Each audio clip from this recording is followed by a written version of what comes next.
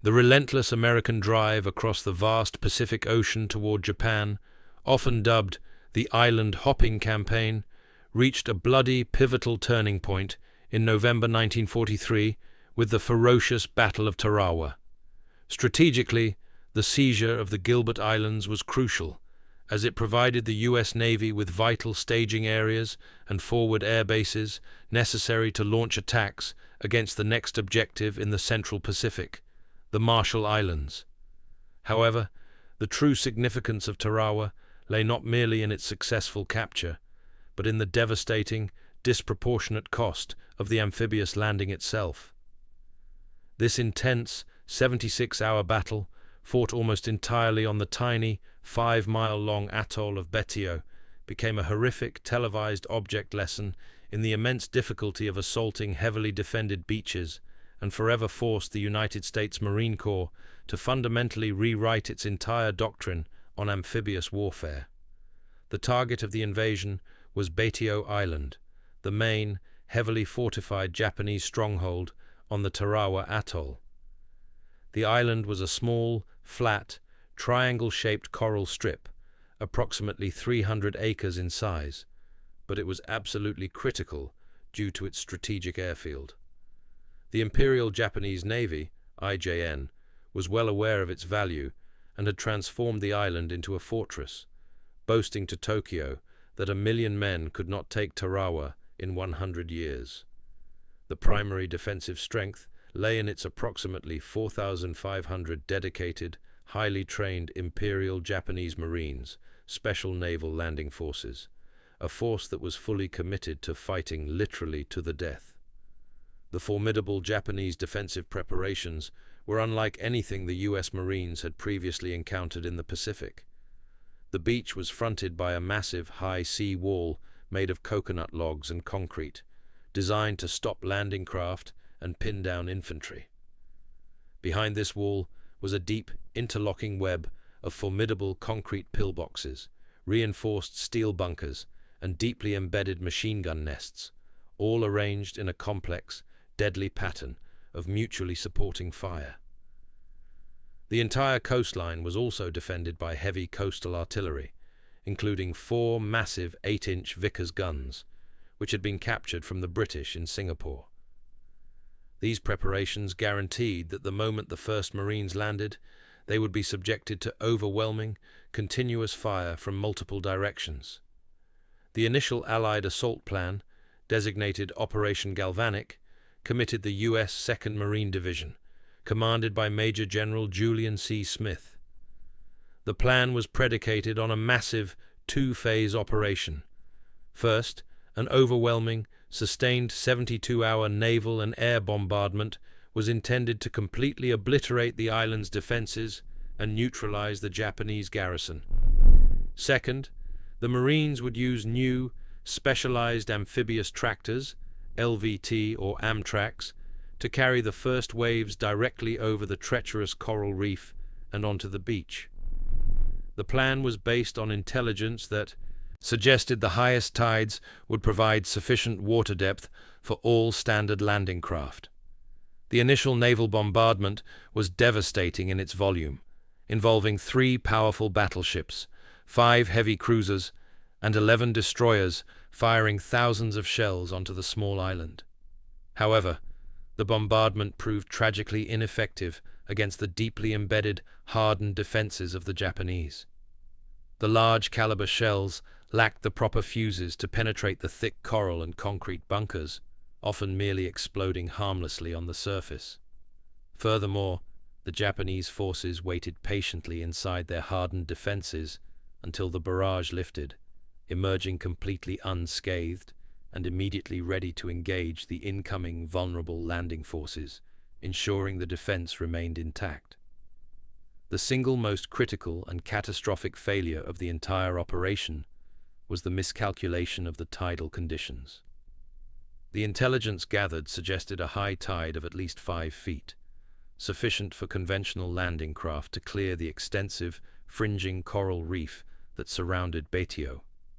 Instead, on the morning of November 20th, 1943, the tide only rose to approximately 3 feet. This shallow water left all the conventional landing craft, LCVPs, hopelessly stranded far from shore on the exposed reef, forcing hundreds of Marines to wade the final 800 to 1,200 yards through the deep water, completely exposed to merciless, relentless enemy machine gun and rifle fire. The inadequacy of the tide meant that the entire first wave of the assault relied almost exclusively on the amphibious tractors, LVTs, which were the only craft capable of crossing the shallow reef. These thin-skinned, tracked vehicles, originally designed for carrying cargo, were never intended to serve as armored assault vehicles. They were immediately subjected to devastating point-blank fire from Japanese 40mm and 75mm guns. Within minutes of the landing, the majority of the first wave's Amtraks were destroyed or disabled, leaving the Marines scrambling for the minimal cover provided by the seawall. The landings quickly devolved into a bloody chaos, fundamentally violating every established principle of amphibious warfare. The communication breakdown was almost total. Japanese fire had obliterated all radio communication equipment in the first waves. The commanders offshore had no clear picture of the disaster unfolding on the beach. Initial reports, misleadingly, claimed the landing was successful, allowing command to keep sending in subsequent waves of troops and supplies directly into the pre-registered kill zones established by the Japanese machine guns. The first hours were a nightmare of unprecedented brutality. The Marines who made it to the seawall were pinned down in a narrow 15-foot strip of beach, unable to advance against the relentless Japanese fire and unable to retreat. They faced the horrifying reality of being completely intermingled with their own dead and wounded, using their bodies for minimal cover. The Japanese refused to surrender, firing continuously from their bunkers, forcing the Marines into desperate, slow, yard-by-yard fighting that hinged entirely on individual acts of heroism and small unit initiative. The Japanese high sea wall, initially intended as a defense against the sea, ironically became the only source of minimal cover and a staging point for the Marines who survived the wade. Pinned between the tide and the enemy, the Marines used the wall to regroup, redistribute scarce ammunition, and attempt to coordinate attacks on the bunkers immediately facing them. The fighting transitioned from a conventional assault into a series of frantic, desperate skirmishes fought with grenades, flamethrowers, and demolition charges applied directly to the pillbox embrasures. The breakthrough came late on the first day and continued into the second, largely thanks to the arrival of the few surviving light tanks and specialized demolition teams. The tanks, able to finally clear the reef during a higher but still insufficient high tide, provided the necessary heavy fire support to silence some of the larger bunkers. More importantly, the Navy Seabees and Marine engineers, using satchel charges and flamethrowers, systematically advanced along the seawall, neutralizing the key machine gun positions and allowing the Marines to finally push inland, achieving a small, precarious lodgment on the island's central spine. The fighting over the next 2 days, November 21st and 22nd, was characterized by relentless, vicious close-quarters combat against a Japanese enemy that absolutely refused to yield or retreat. Every single Japanese position had to be destroyed, with almost no prisoners taken. Marines used specialized tactics known as coastal warfare, involving the coordinated use of rifles, demolition charges, and flamethrowers to penetrate the thick bunker roofs and ventilation shafts. The battle became a grim, slogging war of attrition, fought meter by meter, confirming the American belief that victory would demand the complete elimination of the enemy garrison. One of the most horrific elements of the fighting was the widespread use of the Japanese banzai charge. Late on the second and third nights, the remaining Japanese forces, often fueled by sake and realizing their situation was hopeless, launched massive, suicidal, human wave counterattacks against the established, albeit thin, Marine lines. These desperate charges were typically mowed down by overwhelming American machine gun fire, but they succeeded in causing panic, close quarters fighting, and sustaining Marine casualties, forcing the Americans to remain constantly vigilant against hidden enemy positions. By the end of the third day, November 23rd, the official declaration was made. Betio was secured. The cost was appalling. The U.S. Marines suffered 1,698 killed and 2,101 wounded. Of the nearly 4,500 Japanese defenders, only 17 soldiers and 129 Korean laborers were taken prisoner. The rest were killed in action. The sheer, unprecedented volume of casualties sustained in just 76 hours on a piece of land barely 2 miles long shocked the American public and the military high command, sparking immediate, painful questions about the strategic viability of the entire island-hopping campaign. The immediate, brutal aftermath of Tarawa led to a significant, painful, and immediate media and public reckoning back in the United States. For the first time, uncensored photographs and film footage of dead American Marines floating on the tide or lying exposed on the beaches were released to the national press and featured in magazines like Life. These stark, uncompromising images shattered the popular illusion that the war in the Pacific would be a swift, bloodless, inevitable victory against an inferior foe.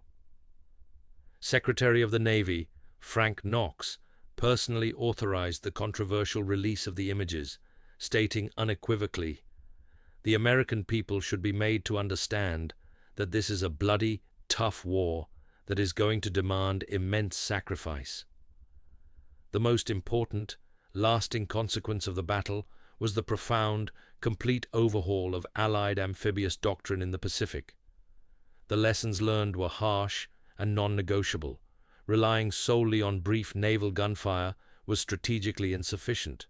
Troops and crucial supplies must be landed directly onto the shore with dedicated, armored amphibious vehicles, and command integrity and reliable communication must be maintained at all costs to prevent disastrous missteps.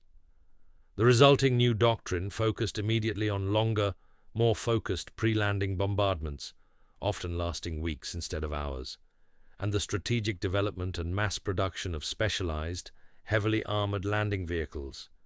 The devastating experience at Tarawa directly led to the urgent, aggressive development and deployment of specialized armored landing vehicles.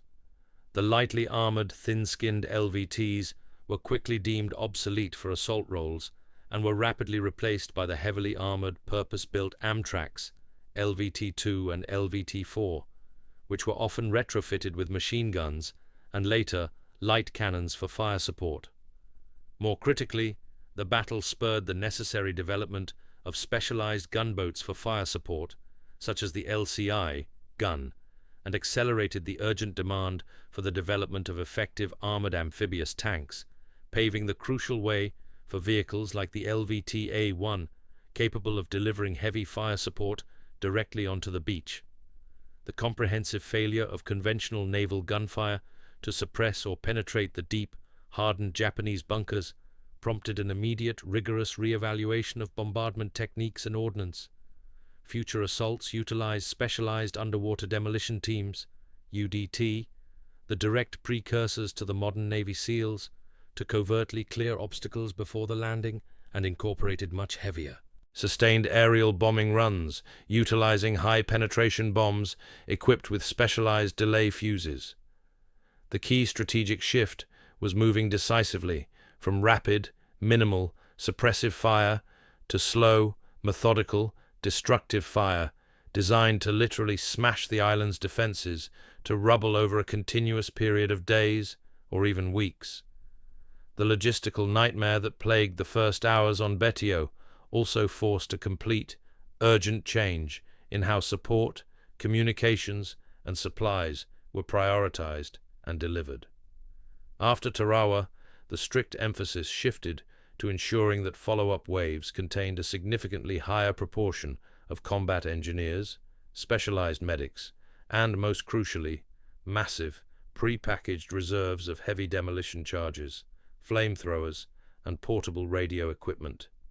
Instead of sending in light supplies first, later landings prioritized armored dozers and specialized recovery vehicles to rapidly clear the beaches of wreckage, improve communication, and establish organized, defensible supply dumps quickly under fire. The battle's immediate and dramatic casualty count permanently and significantly raised the strategic risk assessment for the entire ongoing Central Pacific campaign. The military high command was forced to recognize that if a tiny, isolated coral atoll could inflict such massive casualties, nearly 4,000 in just 3 days' future, planned assaults on exponentially larger, more critical island strongholds like Saipan, Guam, Iwo Jima, and Okinawa would be exponentially bloodier and more protracted. This realization necessitated the allocation of even greater, previously unplanned reserves of manpower, specialized material, and medical resources than had been initially budgeted for the entire campaign. The profound psychological impact of Tarawa on the average American Marine who fought there, and those who followed, cannot be overstated. The battle became grimly synonymous with the fanatical, total no-surrender fighting style of the Japanese imperial forces. It created a grim, deeply ingrained, and often necessary understanding that the enemy would literally fight to the last man, utilizing suicidal tactics. This experience led to a necessary psychological hardening and the subsequent adoption of more brutal, total elimination tactics by the Americans in subsequent engagements across the Pacific, forever changing the nature of ground combat in the theater. The successful, eventual establishment of the airbase on Betio was the core strategic objective that justified the horrific price paid. Despite the staggering cost, the captured airfield was rapidly repaired, reinforced, and quickly became a crucial forward base for U.S. bombers and long-range patrol aircraft. This base directly facilitated the successful launch of the subsequent invasion of the Marshall Islands and provided a critical, vital link in the increasingly complex logistical chain that stretched thousands of miles across the vast Central Pacific theater. The Tarawa Atoll today remains a potent, largely preserved battlefield monument and war grave. Due to its sheer isolation, remote location, and minimal subsequent civilian development, many of the original massive Japanese bunkers, reinforced concrete pillboxes, and even the wrecks of Amtraks and landing craft remain largely intact on the beach and visible in the shallow reef at low tide. These indelible remnants serve as a grim, visible, and enduring reminder of the savage, desperate fighting that took place there in November 1943. The enduring legacy of the battle is inextricably linked to the extraordinary, sustained heroism displayed by individual Marines fighting under impossible conditions. A total of 4 Medals of Honor were posthumously or retroactively awarded for actions on Tarawa, often recognizing men for single-handedly destroying heavily entrenched enemy positions with flamethrowers or massive demolition charges. These individual courageous acts, conducted under overwhelming continuous fire, ultimately embodied the Marine Corps' relentless determination to overcome the seemingly insurmountable odds created by the poor initial planning and the resulting logistical failures. Ultimately, the Battle of Tarawa stands as a necessary, albeit utterly horrific, lesson in the crucible of modern warfare. It marks a pivotal, unforgettable moment where the vast industrial might and strategic determination of the United States met the fanatical, deeply embedded defense of the Japanese Empire. The resulting bloodbath forced the entire U.S. military to rapidly evolve and fundamentally rewrite its entire doctrine, weapon systems, and logistical planning, critical and painful changes that proved absolutely essential for achieving victory in the much larger and exponentially bloodier amphibious assaults that were tragically yet to come, forever cementing Tarawa's place as the supreme crucible of American military doctrine in the Pacific.